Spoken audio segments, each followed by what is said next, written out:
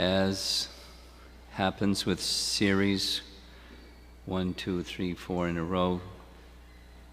So with this, there's some persons here this evening that haven't seen part 1 and part 2 of a 3-part series. So we'll do a little review. Not a complete review, like we did yesterday evening. Upon request, I'm discussing some parts of Tattva Sandarbha, which is a book written by Jiva Goswami. It's one part of a 6-part work called the Sat Sandarbhas, or the Bhagavat Sandarbha. All 6 are called Bhagavat Sandarbha. And it's a presentation by Jiva Goswami, a particular type of commentary, the Sandarbha type of commentary, in which it's topic by topic rather than verse by verse.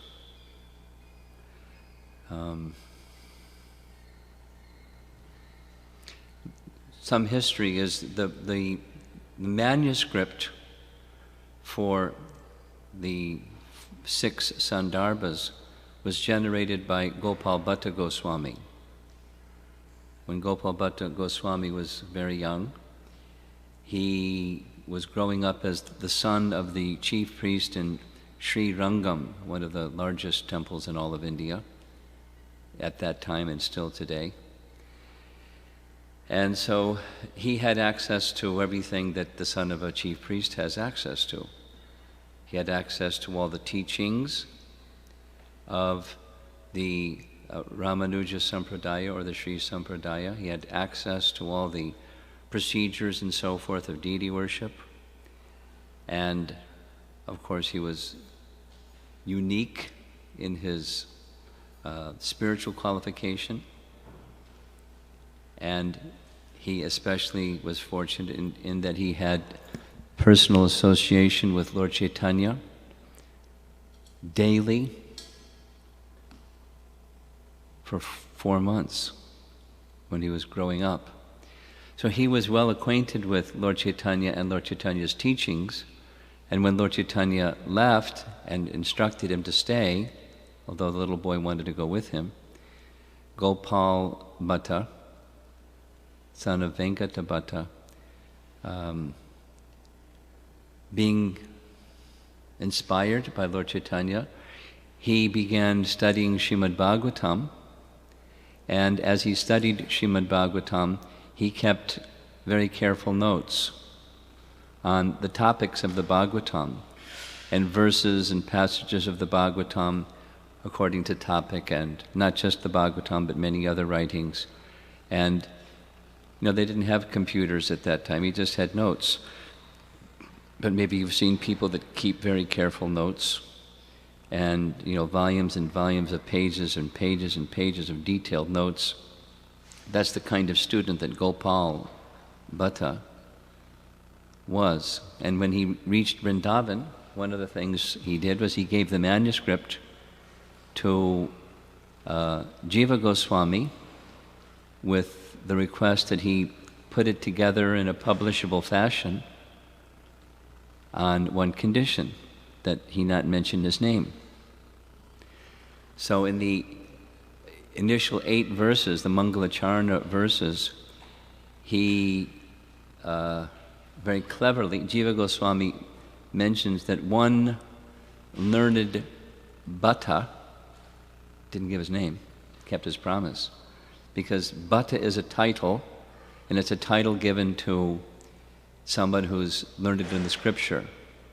So it was Gopal Bhatta. So instead of saying Gopal Bhatta gave me the manuscript, he said one learned Bhatta, one learned fellow, gave this text to one Jivakaha. It's a diminutive ending, Jiva, he's Jiva Goswami, gave to one small Jiva, Jivakaha, with the request that he compile it into this literature, the Sandarbhas. So, in one sense, Gopal Bhatta was the author and Jiva Goswami was the editor, but he did more than just editing. He presented his learning that he received from Rupa Goswami, who was his spiritual master and his instructing guru also. The entirety of two things: the comprehensive and systematic presentation of the teachings of Lord Chaitanya, and simultaneously the systematic and comprehensive presentation of the teachings of Srimad Bhagavatam, and showing that they're actually the same thing. If you remember that from our first day, and we repeated it the second day, he, Jiva Goswami, wanted to write a literature for the educated members of his time, Vaishnavas of his time. In the beginning he says, this book is not for other people. I'm warning you. If you're not interested in devoting yourself to Krishna's service, then, don't read further. Fie on you. Don't read further. It's Krishna Bhaktas, and it's a learned audience. Not just, everyday people. Prabhupada wrote for everyday people. Jiva Goswami is writing for the intense scholars of his time, far more learned than the intense so-called scholars of today. In any case, he wanted to show that Lord Chaitanya's teachings were the highest of all spiritual teachings, as anyone who is writing on behalf of a particular tradition will want to do so. They want to indicate that their school of learning is the highest school of learning. So it's not unfamiliar with other readers, but that was his intention. And he had a strategy. His strategy was the first part, a three-part strategy, very straightforward. First part is in the beginning section of this Tattva Sandarbha. That is that Srimad Bhagavatam is the highest pramana, or source of valid knowledge, about anything, but specifically also about Krishna. So that's step number one. Srimad Bhagavatam is the highest pramana, or valid source of evidence. And the second one is what we're covering today, which is that Srimad Bhagavatam presents Lord Chaitanya's teachings, and which is a challenging subject, because the teachings of Lord Chaitanya are vast, and the teachings of Srimad Bhagavatam are vast. So to do this comprehensively and systematically, what he did for this section was distill down to essences what's the essence of Lord Chaitanya's teaching and what's the essence of Srimad Bhagavatam's teaching or philosophy. So if you remember, we discussed the essence of Lord Chaitanya's teaching is, where's Madhu Mangal? Is he here? He was here. Okay, he's on the altar? Okay.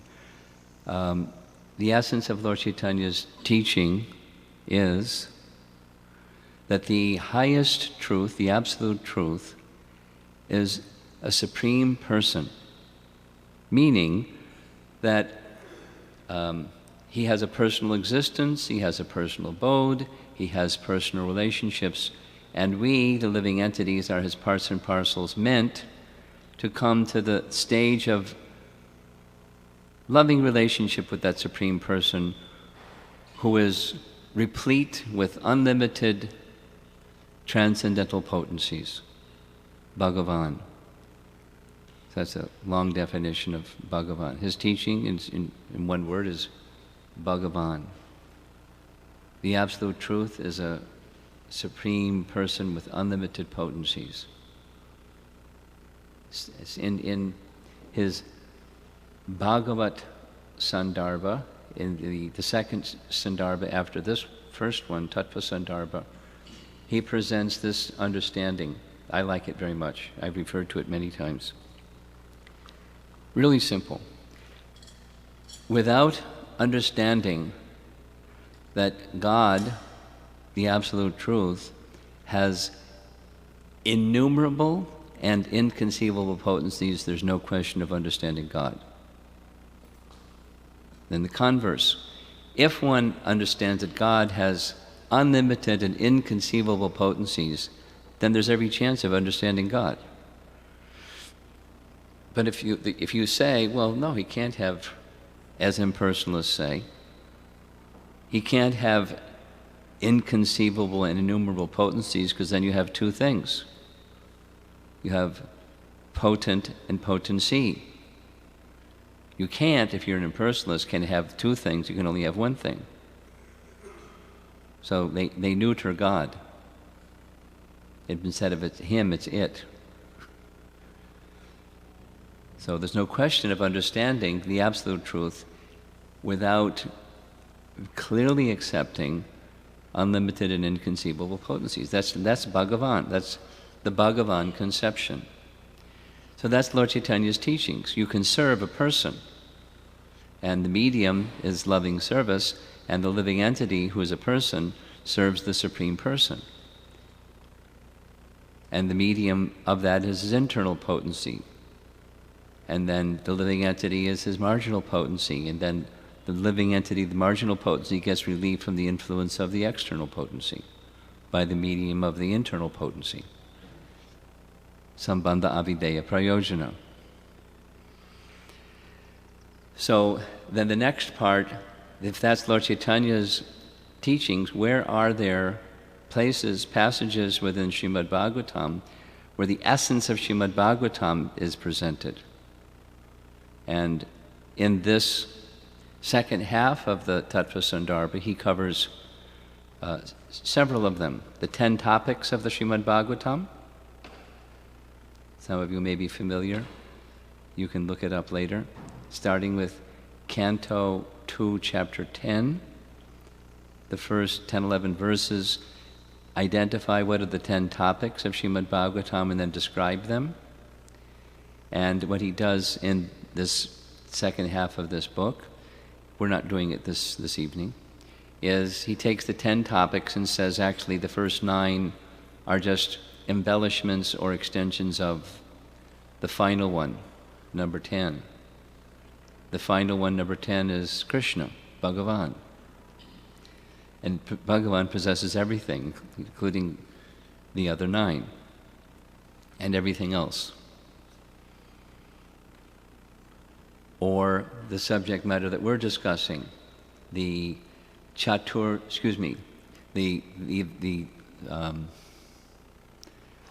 realization in trance of Vyasadeva. We discussed this first day, and again briefly yesterday. Vyasadeva, in compiling the Vedas, did so in their fullness, but still felt dissatisfaction. Narada explained the reason is you haven't sufficiently glorified the Supreme Lord and the process of serving Him, so you should write one literature that does that, and to do that, you should fix your mind in samadhi. And so he did. And then this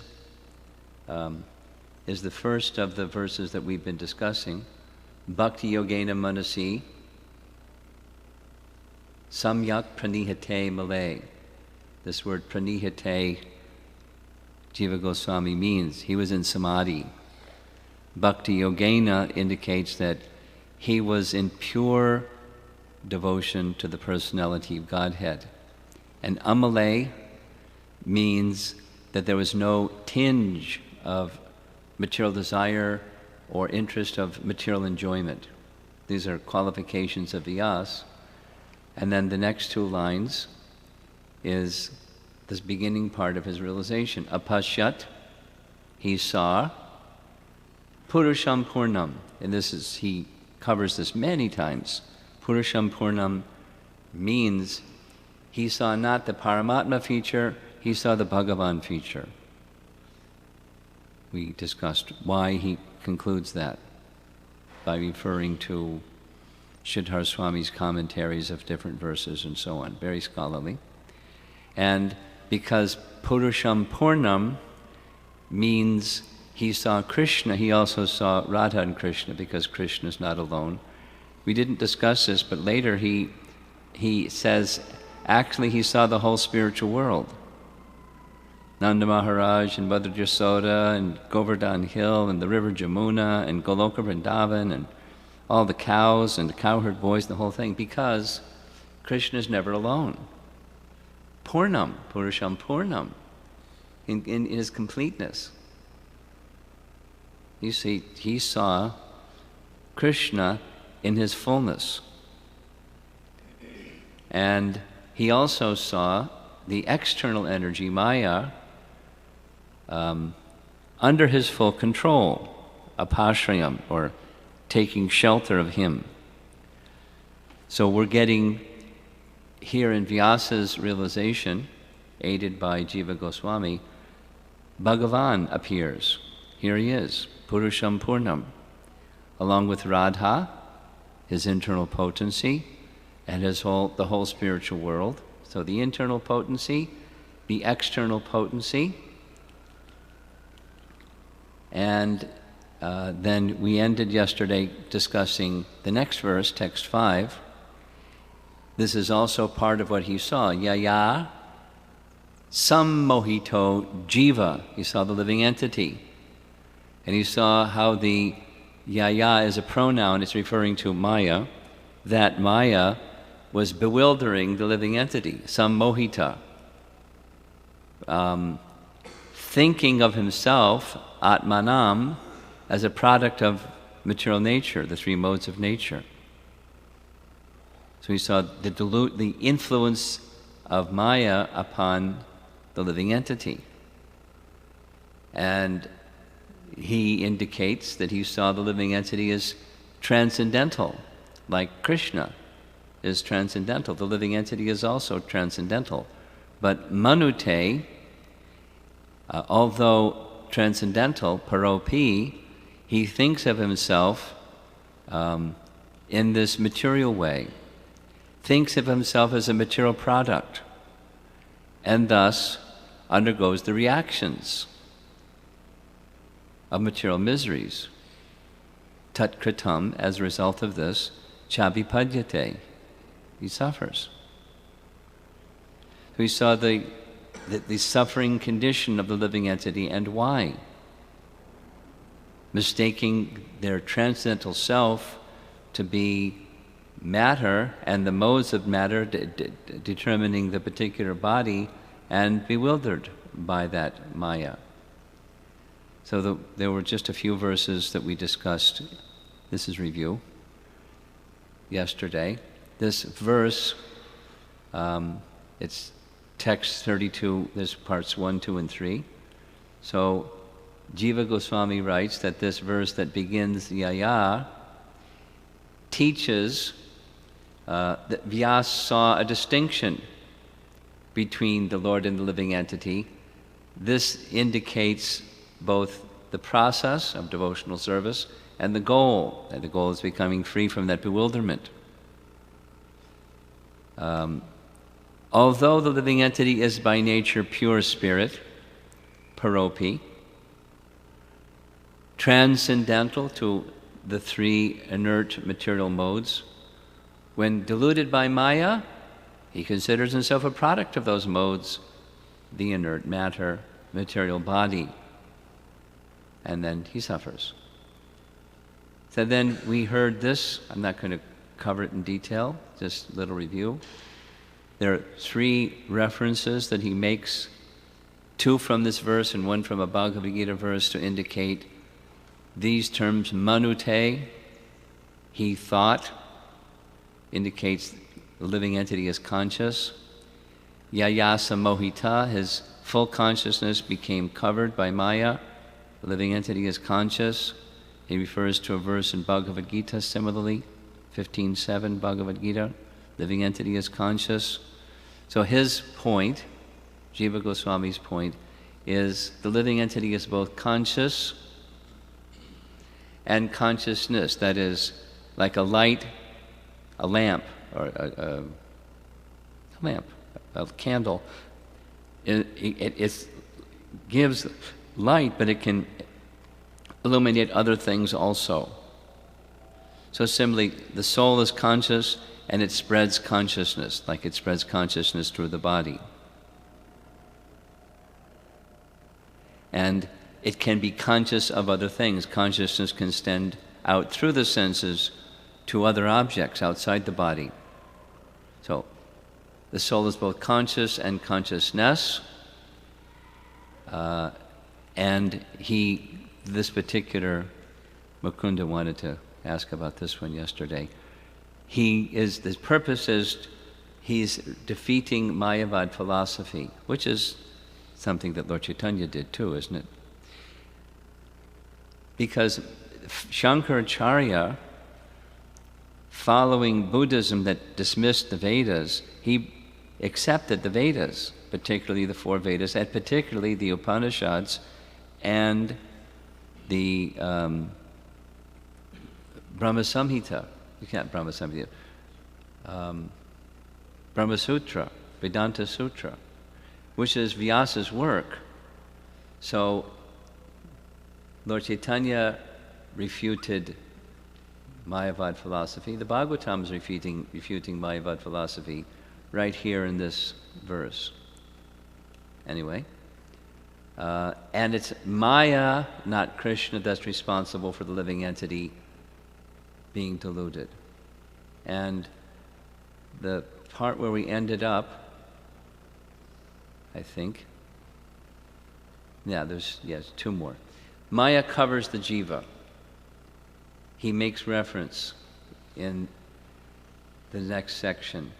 There's a verse from Srimad Bhagavatam which states, the illusory energy of the Lord cannot stand in front of him, being ashamed of her position.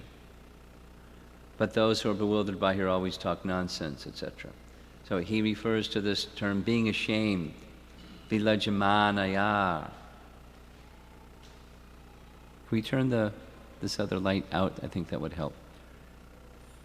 She was ashamed. Why was she ashamed? Because she knows that Krishna wants living entities to return to him, but she's given a service, keep them away. Although Krishna wants them to come to him. She can't tolerate they turn their backs upon Krishna, and so she does what it says here. She covers their real nature and entices them to identify with matter. Yeah? So Maya covers the jiva, and that's the 3rd part of text 32. Now we're going to move on. That's where we ended. Now we're going to go to verse 33, where Jiva Goswami explains, Maya is to be understood as a person who has emotions like feeling ashamed, and we don't think of Maya just as this kind of impersonal energy. So this is taken from his text 33. Nor can the Lord fail to be kindly disposed towards Maya, the presiding deity of matter, his servant, since before the material creation. How's that? She was serving him before the material creation.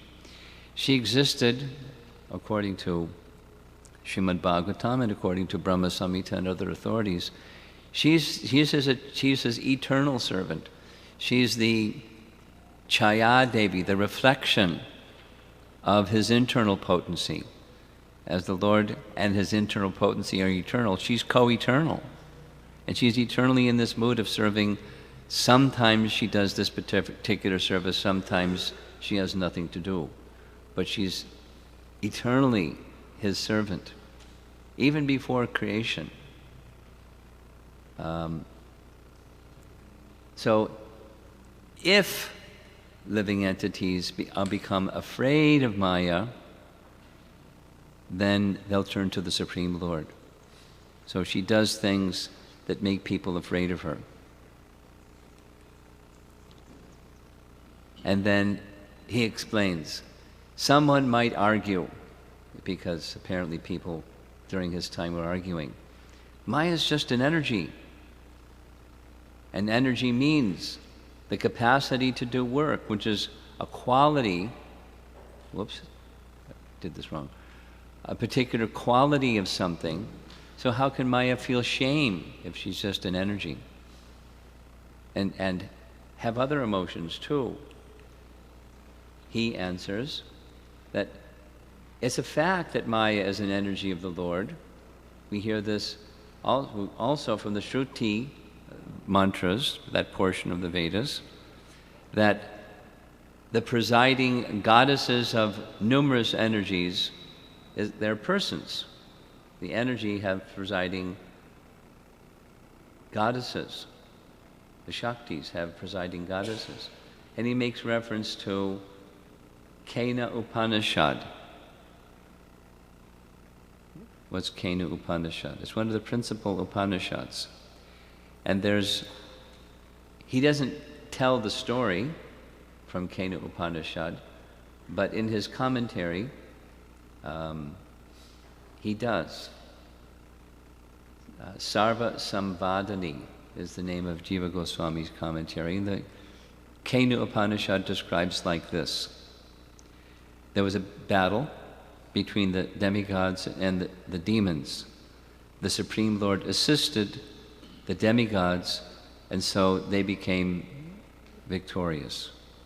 And then he celebrated. We are victorious. We did it. We became victorious. They were thinking in false ego. So the Supreme Lord doesn't like his devotees to be in false ego. So to teach them a lesson, he appeared before or near the demigods as a yaksha. What's a yaksha? Anybody know what a yaksha is? Huh? A type of well, they're not exactly demon. They're kind of mystical personalities. They have mystic powers. When Dhruva Maharaj fought with the yakshas, they're worshippers of Kuvera, and they have mystic powers, and they do mystical things. And so he appeared, was a yaksha that came out of the lake in Mahabharata and questioned Yudhisthira. So the Supreme Lord appeared as a yaksha, and the demigods were looking, who's that fellow over there? So they nominated Agni. This is from Kena Upanishad. Go find out who that fellow is. And when Agni approached, he's one of the chief demigods, very, very opulent and impressive looking. And here's this yaksha, not so impressive looking. And Agni asked who he was. And the yaksha said, I'll be glad to indicate who I am, but first you indicate who you are. I am Agni, I'm the Lord of Fire. And everyone offers me respect. And now who are you? And he said, well, I'll disclose this if you can burn this blade of grass that's in my hand. Then I'll disclose, you'll know. So he used all of his fiery potency, and nothing happened to the blade of grass in his hand. So he went back and told the demigods, I don't know, I couldn't understand who this fellow is. So they sent Vayu. Vayu went to the yaksha, asked, who are you? And the yaksha said, I'll be glad to tell you who I am, but who are you? And I'm Vayu, the king of the wind, and all things move by my power. Even the planets in the universe move by my power. And so the yaksha said, well, I'll disclose who I am, but you see if you can move, everything moves, see if you can move this blade of grass from my hand. With all the force of Vayu, nothing happened. So we went back and informed the demigods. I don't know who that person is. I couldn't understand who he is. So they then sent Indra. And Indra, as Indra was approaching, suddenly that yaksha just vanished. He was very astonished with these prior events, and now the yaksha just vanished. And he saw up in the sky Maya, or Uma specifically is mentioned, a form of Lord Shiva's consort. And Indra asked this goddess, who are you, and who was that person, that stranger that was over here? And she said, that was the personality of Godhead. But because you have become proud, you are unable to recognize him. And he wanted to correct your misunderstanding that it was because of your strength you were victorious in the battle. It was because he made you victorious, or that anybody can do anything successfully. It's on the credit of the Supreme Lord. So they became humbled, as the Supreme Lord will sometimes do when his devotee becomes proud. Krishna humbled Indra during the Govardhan Leela. Krishna humbled Brahma with the Brahma Vimohan Leela. So the Shruti authority indicates that, yes, Maya is in fact an energy, but there are goddesses presiding over that energy. And those goddesses are Shaktis. Remember, this is one of the descriptions of Bhagavan, or features of Bhagavan, Nijasarva Shaktis, as all potencies. Those potencies are worshippers of the Supreme Lord. So, Maya is a person who feels emotions, not just an energy. This is Anuchhed, or text 33, the second part. So that's, he goes on to text 34 after 33. Imagine that. And in text 34, it's a very long commentary, medium-sized verse, but Jiva Goswami is now taking the opportunity to show that Srimad Bhagavatam is teaching the Achintya Bheda Bheda Tattva philosophy of Lord Chaitanya. Very interesting. By the way, during the time of Lord Chaitanya, the term, which we're all familiar with in ISKCON, Achintya Bheda Bheda Tattva, that didn't exist. The term didn't exist. The philosophy existed, but Jiva Goswami gave the term, and it stuck. So here's his text, 34. Like the Lord, so this is the Abheda, like the Lord, the Jiva is purely spiritual, yet Bheda, they're different. How are they different?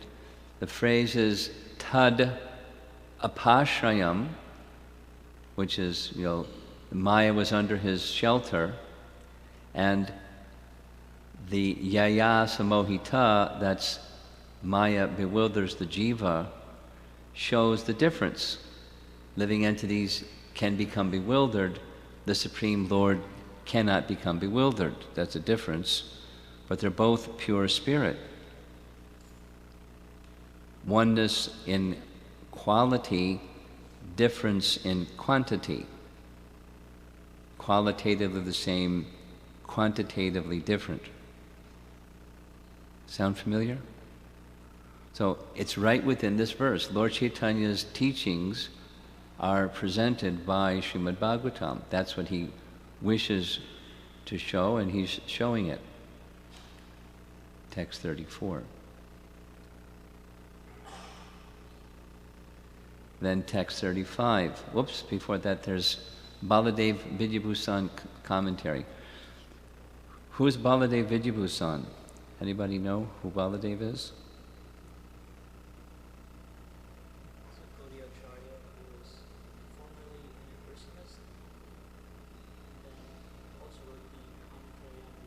Well, he wasn't formally an impersonalist. He was a Madhvacharya initiate. He was a Madhvacharya. He was trained. He was born in Orissa, and he was very, very interested in spiritual teachings. He studied amazingly well as a young boy. He went, with his parents' permission, he went traveling throughout all of India to look for a spiritual master. He finally found a very wonderful temple of followers of Madhvacharya where he studied scripture under them, took initiation under them. So that's a different person you're thinking of. Baladev Vijayabhusan, the previous time I was here, we discussed Madhurya Kandambani. And the author of Madhurya Kandambani, Vishwanath Chakravarti. Baladev is his disciple or student. He lived in Vrindavan, studied under Vishwanath Chakravarti Thakur, and he did many things. So one of the things he did was he wrote a commentary on Tattva Sandarbha. So from Baladev's commentary, he makes several points. That the material energy seen by Vyasa was under the Lord's shelter. Quiz question. What was the Sanskrit for that? Under the Lord's shelter? Tadapashrayam. Under his shelter. Tadapashrayam. Indicates the Supreme Lord's control over Maya, and by whom the jiva is bewildered. What was the Sanskrit for that? Yaya samohito jiva. So Maya bewilders the jiva, indicates the jiva is becoming controlled by Maya. Thus, it is self-evident that Vyasadeva saw in his trance the essential difference between Bhagavan and the jiva, supreme controller, and the tiny soul. And he quotes, Baladev quotes about 5 different scriptural references. One of them is this one, which Prabhupada again and again quoted, Nityo Nityanam, Chaitanas Chaitananam, etc. Very important. So it's again, there's the Supreme One, eternal, and there's many plural eternals. The Supreme Conscious Being, the plural, so many conscious beings. There's the One, Krishna, and there's the many, the living entities who are being, whose needs or desires are being facilitated by the One. The One maintains the many. So the distinction, as is indicated here. So that's the difference. And then there's the oneness. So those of you that are familiar with Bhagavad Gita introduction, Bhagavad Gita scholars, you know that there's 5 topics mentioned in the introduction to Bhagavad Gita. 4 of them are eternal. Here they are listed. 1 of them is temporary. One that's temporary is karma. So Baladev says that in these verses, Vyas is seeing all 4 of these eternal features. So far, we're only done a verse and a half.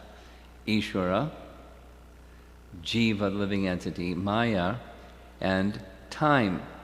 So within his commentary, it's not detailed here, but the fact that there's events taking place, like the bewilderment of the living entity, for example, is an event. Time is needed. Time is present. He saw time. Then he indicates that all 4 of these, which are eternal, in fact, they exist eternally before the creation even manifests. All 4 are within the transcendental body of Mahavishnu or Karnadakshay Vishnu, but they're also present in material creation in order to make creation happen. And amongst them, two of them, the Supreme is the infinite living being, and the jivas are the infinitesimal living beings. Both are conscious. So this is the sameness, and this is the difference. Are you with me? He's commenting on Jiva Goswami's statement that Lord Chaitanya's Achintya Bheda Bheda Tattva philosophy is found right within these verses of Srimad Bhagavatam, where Bhagavatam is teaching Mahaprabhu's philosophy. So here's the oneness part, here's the difference part, here's the oneness part. Both the Ishvara, the Supreme Controller, and the living entities, they're conscious and eternal. That's the oneness part. That's the difference part. And then he covers the other two. Inert matter, Maya, has qualities, the three modes of material nature. Time doesn't have those qualities, but it produces the perception of change. Time moves things. Without time, you don't have material events. So it produces the perception of change, past, present, and future. That's Baladev's commentary on text 34. I hope I haven't lost all of you yet. Philosophy. We like stories better than philosophy. The Kena Upanishad story was nice, wasn't it? Okay, so now this is the next verse, text 35, which he now is going into. I spelled it wrong, there's an H after the D. The bhakti is the abhideya, is logically inferred. Here's how he builds his logical case. God is the foundation of Maya, and the living entity is bewildered by Maya, proves that God is and the jivas are distinct. That's simple. So then, logically, the worship of God is the only advisable practice, or abhideya, spelled correctly, based on the reasoning of verses such as Bhagavad Gita 7:14, Daivihiyeshu gunamayi, Mama Maya Duratyaya. Then this part, only those who have surrendered unto me, Mam evaye prapadyante. So this is the process, surrendering or devotional service, worship of the Supreme Personality of Godhead, worship of Bhagavan is the process being indicated or inferred. And it's directly stated in the very next verse. Inference is superseded by the direct statement, the linking process. And that was 44. So now this is 45. Now prayojana. We asked yesterday the meaning of these two terms. Abhideya is the process of linking with the Supreme. Prayojana is the mature fruit or the goal of that linking process. Love of God is that goal. So he writes, because the personality of Godhead gives spiritual instructions for everyone's benefit, because he removes everyone's unhappiness, because as the sun is to its rays, he is the supreme self of all jivas, and because he possesses all super excellent qualities, he is supremely deserving of love. This is the understanding of prayojana. Text 45. Okay, so this is the third of those verses. We started with text 4, then text 5, and unpacked them a bit. Now here's text 6, and we're done for the evening. Let's chant the verse together. Anarto pasamam sakshad bhakti yogam adhoksaje lokasya janato vidvangs chakre satvata samhitam. So within this verse, again, the bhakti yoga, the linking process with who's that? Adhoksaja? What's the meaning of adhoksaja? One who's beyond the senses. Very interesting. We use our senses to serve he who is beyond the senses. Does that make sense? Because the senses are from him also. So the limit of our material senses is we cannot perceive him with our material senses. But so this anartha, this unwanted misery that was described in the previous verse, is mitigated or finished. And because lokasya, people in general, vidvams, they don't know this, he chakre sattvata samhita, he compiled this literature, Vyas. The material miseries of the living entity, which are superfluous to him, can be directly mitigated by the linking process of devotional service. But the mass of people do not know this, and therefore the learned Vyasadeva compiled this Vedic literature which is in relation to the Supreme Truth. So that's beginning of 46. We're just going to cover the rest of Anuchhed 46. So he makes the point in this next section that this removal of anarthas takes place during the sadhana stage or the practicing stage. And his logic, you'll see, is because in the practicing stage one requires instructions. That's this. People didn't have this knowledge, so he compiled the Vedas. They needed the instruction, so he provided the instruction. That's the sadhana stage. Whereas in the prema stage, one isn't reliant upon those instructions, one is reliant simply upon descending mercy of Krishna.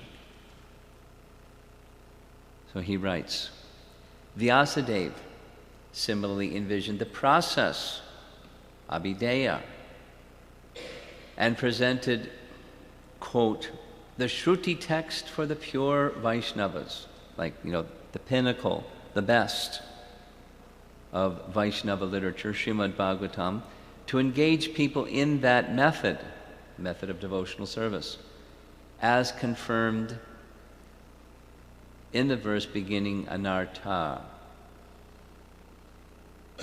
the verse that we just recited together, text number 6. And he goes on. In that verse, the word bhakti yoga refers to sadhana bhakti, devotional service and practice, marked by the processes of hearing, chanting, and so on, rather than prema bhakti, devotional service and pure love of God. Why? Practice or sadhana bhakti, one needs instruction. But for pure love, one only needs the Lord's special mercy. And he goes on. So this is, anartha removal takes place in the sadhana stage. If you remember from Madhurya Kandamani, Rupa Goswami says the same thing. And Vishwanath says this. Even in the sadhana stage, kleshagni, this eradication of miseries or sufferings, takes place. Even in the sadhana stage. And, very nice point, when sadhana bhakti matures, because in the pure love stage, prema bhakti stage, one needs only the Lord's special mercy, but that sadhana invites the Lord's special mercy.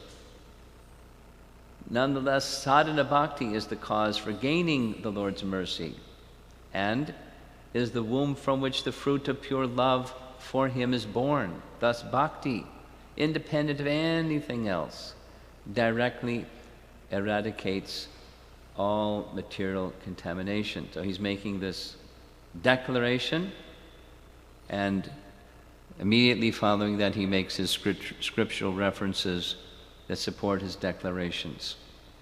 These verses are from Uddhava Gita. It's a very important chapter, actually. The whole chapter is about devotional service. So in that description of devotional service, Krishna speaking to Uddhava, he says, these lesser attainments are automatically achieved by bhakti process. Is that right? Do you know of some other teaching, Lord Chaitanya's teaching that says this? Again, Lord Chaitanya's teaching is being expressed by the Bhagavatam. That's the theme of the Sandarbhas. What is one of those teachings? What's the teaching that Lord Chaitanya gives about faith? What's his definition of what is faith? Shraddha Shabde, Vishwas Kahe, Sudridha Nishchaya. Faith is confidence that if you achieve one specific thing, all other desirable things will be accomplished or fulfilled. For a miser, get money. Because if you can get money, you can buy happiness. So get money. That's their faith. Just very singularly focused, get money.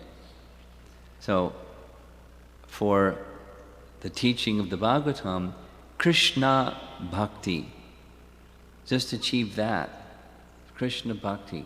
And all other desirable things will be fulfilled. Whatever can be achieved by these lesser things, it's included within bhakti. Or Prabhupada would help Western people to understand, if you have $1 million, you can take care of your $10 and $100 problems. Yes? Unless you're really a fool. So, by achieving Krishna Bhakti, all other lesser things. Bhakti is independent, the others are dependent. And then this other verse, all of this is easily achieved by my devotee through loving devotional service to me, even if he desires promotion to heaven. Krishna can award that very easily. Now, devotees are not so likely to want to achieve heaven because therein repeated birth and death take place. They read Bhagavad Gita, and so they're following Krishna's instructions. Or he gives an alternative reading that this devotional service in practice, or sadhana bhakti, cures without delay the general contamination of material suffering, and only pure love of God, the fruit of such practice, cures one's more basic bewilderment and misidentification. So the pure devotional service can destroy false ego. It can dissolve false ego, misidentification, and the bewilderment that goes with it. Besides,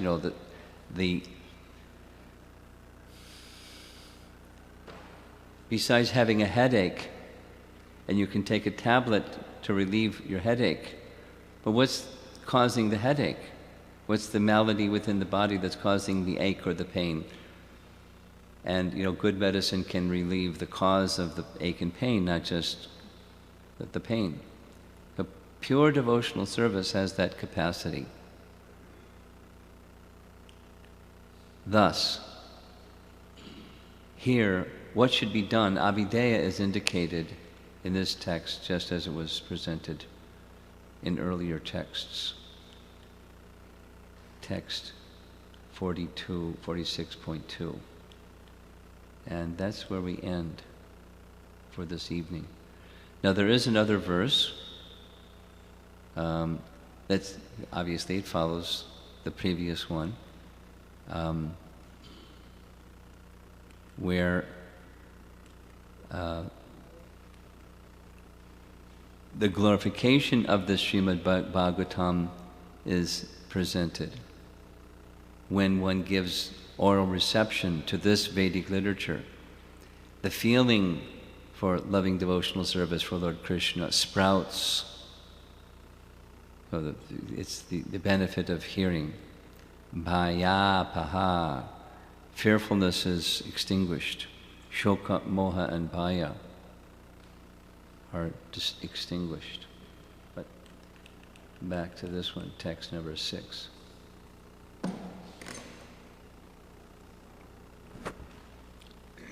So you have a question already. I didn't even finish. Go ahead.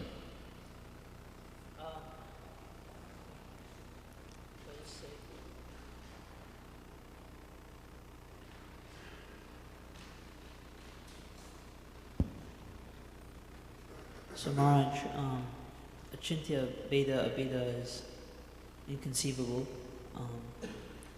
but from a bhakti perspective, the difference part makes a lot of sense. As Prabhupada says, God is great, you are not, hence you worship the great. But would you be able to shed some light on the oneness aspect of the equation? Well, there's practical and there's philosophical. On the practical side, everything that exists has a source of emanation. And there's not two different competing sources of emanation. There's one. So the oneness has to do with the fact that everything emanates from the same source. Different energies, different expansions, whatever there is that exists, emanates from that one source. Prabhupada said it like this.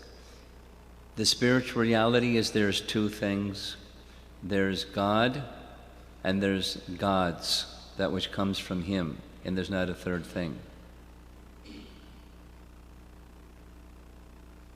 So the oneness is He is the source of everything.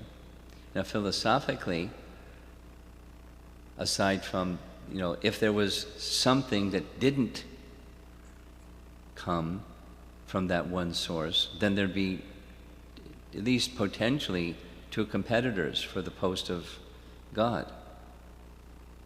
If there was something that existed apart from Krishna, whatever that might be. Radhika Raman used the example of Krishna's dhoti. So if Krishna's dhoti was not one with Krishna, then that could mean maybe the dhoti, at least possibly, could be God. Then you have, the possibility of a competitor supreme. Huh? Yeah. Same.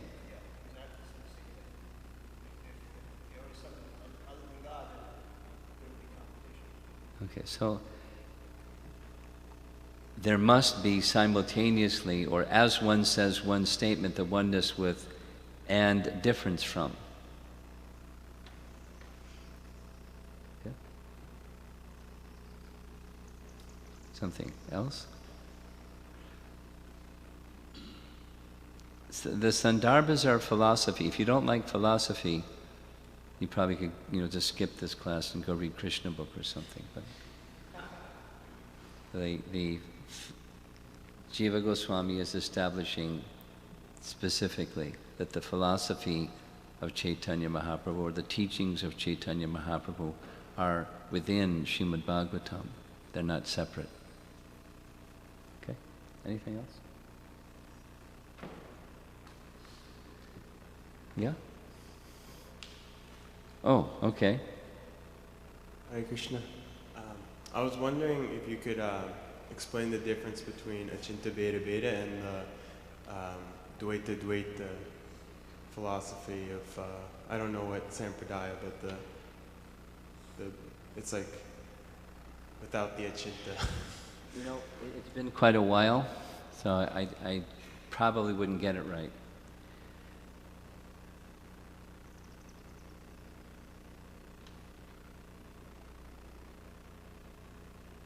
So I'm not going to try.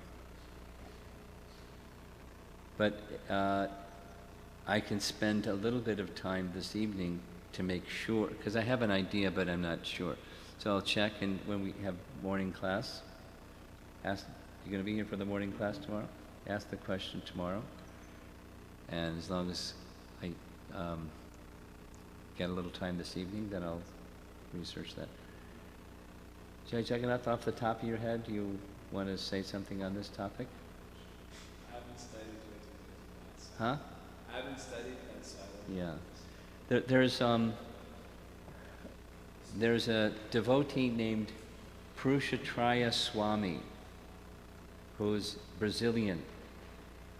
And he stayed in Vrindavan and studied for 1 year this topic of the teachings of the four sampradayas, exactly what they are, and the teachings of Lord Chaitanya and how they're distinct from Lord Chaitanya's teachings. And then he gave a course on it, and he wrote a little book on it. So it's you know, you can say something in 30 seconds that's maybe not exactly right. Better to, it's a deep subject. You know, there's a book, I know where to look. Bhaktisiddhanta wrote a book on the integration, the similarities, and some of the dissimilarities of the four sampradayas. And I believe it's presented there. That would be a good reference. And I believe I have the book. Although I might have it in New York. Let's see. I think I'll find it. Yes?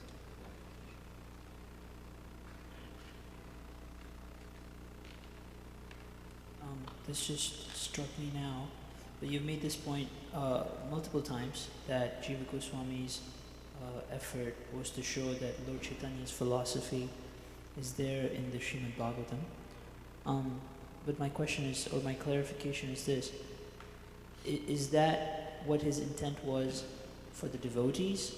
Because my understanding was that his intent for the non-devotee crowd was to show the Gaudiya Vaishnava take on the Vedanta philosophy. Like, for example, when the Vedanta Sutras say Atato Brahma Jigyasa, then what do the Gaudiyas mean when the word Brahman shows up in that sutra? Or are those two the same things? I don't understand at all what you're asking. Do you understand what he's asking? You want to try again? Yeah. So be really clear with your question, so I can respond. So you've repeatedly pointed out that Lord Chaitanya's philosophy is there in the Srimad Bhagavatam, and that was one of Jiva Goswami's main attempts. The conception I was under was that his main attempt was to show the Gaudiya Vaishnava take on the Vedanta Sutra. This is our commentary on Vedanta Sutra. So, it's a commentary on Srimad Bhagavatam, which is Vyasa's commentary on Brahma Sutra or Vedanta Sutra. It's not intended to be a commentary on Vedanta Sutra. It's a commentary on Srimad Bhagavatam, which is a commentary on Vedanta Sutra. So everything that's in Vedanta Sutra is explained in Srimad Bhagavatam, and he's expanding and indicating in a systematic and comprehensive way the message of Srimad Bhagavatam. It's a commentary on Srimad Bhagavatam, but he has a goal. Within the Srimad Bhagavatam, it's the highest evidence. Lord Chaitanya's teachings are there. Therefore, Lord Chaitanya's teachings are the highest. You know, he's expert with one thing, he's doing more than one thing. Okay. Yes?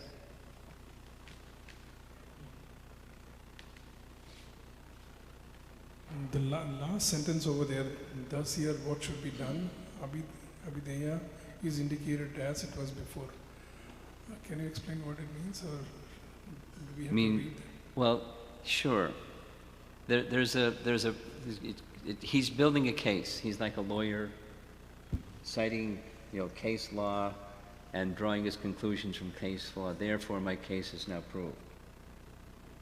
Like that. So he makes a statement that the previous is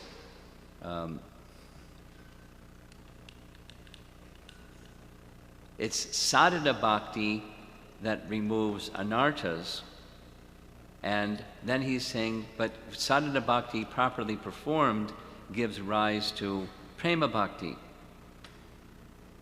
So bhakti produces bhakti, same as the Madhurya Kandamini message, and bhakti doesn't depend on anything else, rather it's the other way around. Other things depend on bhakti. Bhakti is not dependent, it's independent. That's this part. Or alternatively, bhakti cures our suffering, which then, when done properly, sadhana bhakti results in pure love of God, which is the fruit of sadhana bhakti, and the more fundamental condition than just like getting rid of suffering is our our immersion in matter is finished. So therefore, or thus, the process of devotional service, sadhana bhakti in its mature stage, prema bhakti, this is what we should be doing. This is our process to be followed as being taught in Srimad Bhagavatam. It's teaching us that. Anarto pashamam sakshat bhakti yoga madhoksaje. It's speaking of the sadhana stage, but it leads to the prema stage, and the prema stage is the ultimate objective, and therefore we should be engaged in devotional service, that process. What does the term abhideya mean? Abhideya? Process. It means, another way of saying is acting in one's relationship with the Supreme. Sambandha, relationship. Was the relationship of all things with their source of emanation, that's Sambandha Gyan or Sambandha Tattva. Once you understand what the relationship of all things with the source is, then you can act in relation to the source. That's abhideya. The process of acting in one's relationship with the Supreme, source of everything.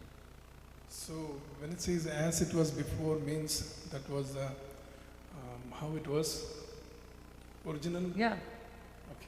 Our relationship with Krishna becomes restored. How it was before. Yeah. The spark that left the fire is placed back in the fire, so all the illuminating potential of that little spark becomes fully manifested again. But where'd the spark come from? It came from the fire. Bring it back in the vicinity of the fire, or in the fire, the fullness of its glowing capacity is manifest.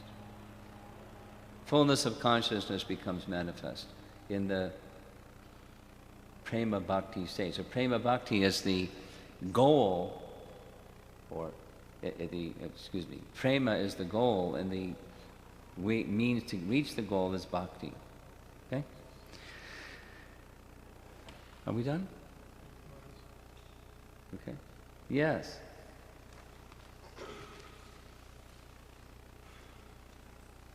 Hare Krishna. I actually had a follow-up question on my question from yesterday. Okay. I remember the question from yesterday. Particularly Carlos Prabhu,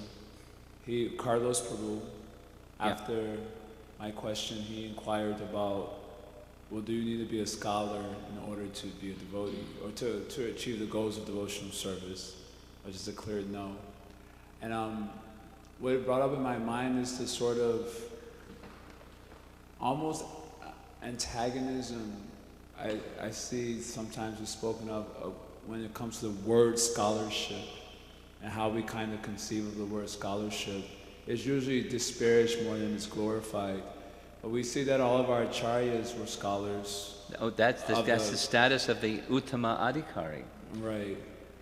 And so, and then the example was given of the South Indian Brahmin, the famous Yes. story. Yeah. I often get bewildered by this example because he was crying just to think that Krishna was a chariot driver. His Arjuna. devotee, yeah. Yeah, in the tears. So that seems like a perfected state of Krishna consciousness, clearly, like Bhav Bhakti. And so it doesn't always seem like a relevant example in describing how we should. Oh, it's not an example of how we should. Right. So then it seems that although clearly all of us can be scholars because of the age of Kali and so on, but someone's got to be a scholar. Like someone's got to really know what it really is, and then the rest of us have to be hearing from that someone or someones. And I was thinking in Varnashram terms also, how the Brahmanas, they were the persons who studied and knew all the things, and then it was their responsibility to just teach everyone else. So I was kind of wanting to maybe hear more or get a perspective on how we see this word scholarship. Oh, well, I was thinking that after I answered his question the way that I answered it. That is to say, it's easy to say, no, it's not necessary because it's not necessary. But, what I did say was the real scholar is one who understands Krishna's position. And the only way to really understand Krishna's position is through unalloyed devotion. And if unalloyed devotion is all that's required, I said, does that mean we're wasting our time? No, I didn't mean that. But, it's the connotation is, it's not necessary, so why waste your time? And those people that do it, poor guys. They're wasting their time. Yeah, so what I did say was that it's nourishing, it's impetuses for surrender more deeply, rather than, the misery of some calamity causes one to surrender more deeply. But then the misery of the calamity subsides and one's submission slackens. So what's going to support, out of the four types of pious people that render service unto Krishna, the best is one who is situated in knowledge. But it's not the pedantic scholar model, but someone who is in fact eager to hear the glories of Krishna. That's what this is the glories of Krishna and the process of serving him. And then one doesn't waver, this unsteadiness, anishtata bhakti that we heard about in Madhurya Kandamani. It subsides, the unsteadiness subsides when one factually understands Krishna's position. Bahunam janmanam ante ganavanmam prapadyate. What's the precipitates or invokes that surrender? Vyasadeva sarvamiti. That's this oneness. Krishna is everything. Ahameva sameva agre, the first of the Chatra Sloki verses. In his Bhagavat Sandarbha, coming attractions, Jiva Goswami says, in this one word, aham, everything is there. Krishna is there, Radharani is there, the associates of Krishna are there, the cows are there, because everything is there. So now, scholarship isn't going to understand that. Bhakti is going to understand that. But hearing that, then when we hear aham evasami, then we know what is being said. Then there's an impetus for ecstatic love, rather than the other kind of dry, speculative type of scholarship. It's descending knowledge type of receiving from Krishna to Lord Brahma, the Bhagavatam, in that one word, aham. Just like the term ahankara,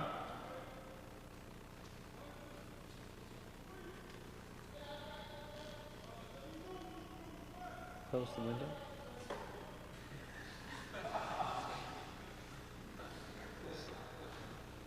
Okay.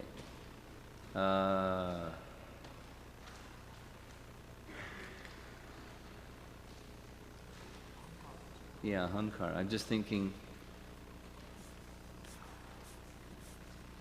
Kara. Kara in Sanskrit means what? Sound, isn't it?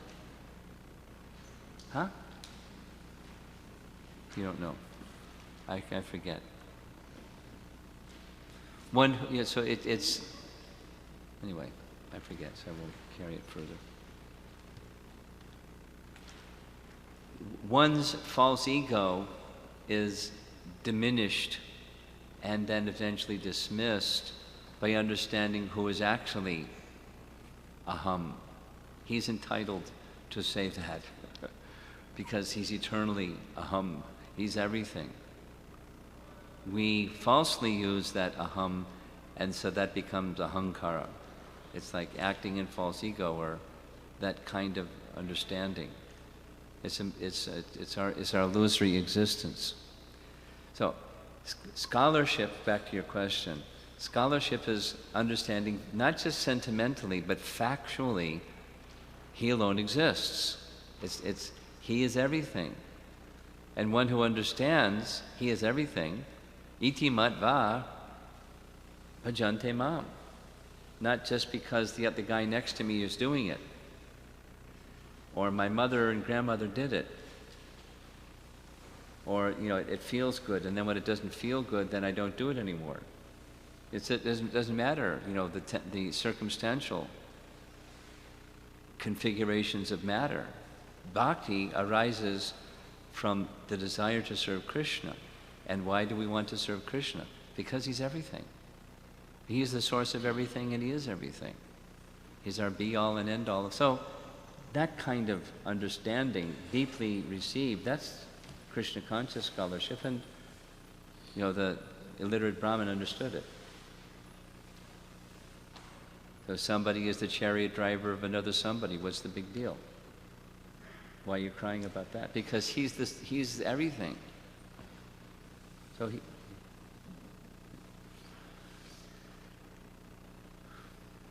yes. From? Okay.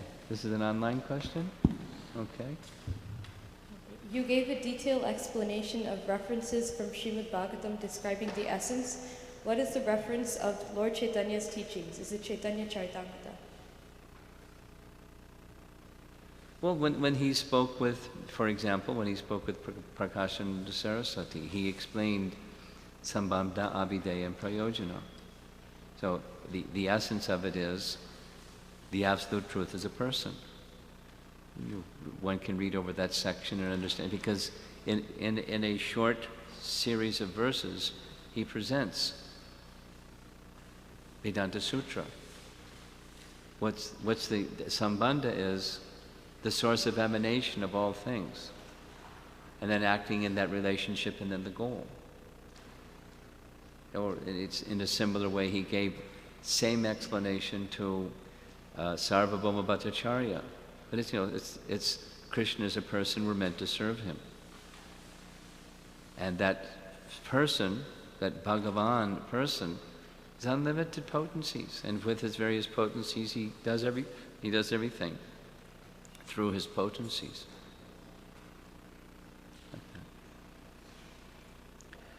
Okay. Srila Prabhupada ki